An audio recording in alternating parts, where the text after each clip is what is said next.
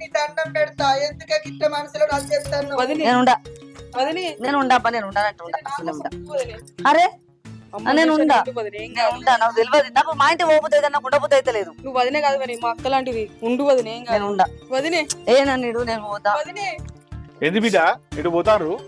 ఎందుకు రూపాయి ఇటు పోతుర్రా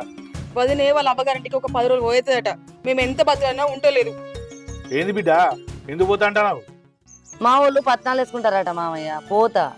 ఓ వారం రోజులు ముందే రమ్మన్నారు. అయ్యో చూడు బిడ్డ నువ్వు వారం రోజులు తల్లిగారింటికి పోతా అంటే ఎట్లా నా ఇబ్బంది అవుతుంది కదా అత్తమ్మ ఉట్టి మనిషి కాదు నాకా ఓపిక ఉంటుంది బిడ్డనా తెల్లారితే వెళ్ళిపోతుంది మరి మాకు బిడ్డవైనా తల్లివైనా కూతురువైనా నువ్వే మమ్మల్ని చూసుకునే నువ్వే కాదు బిడ్డ మాకెవరో చెప్పు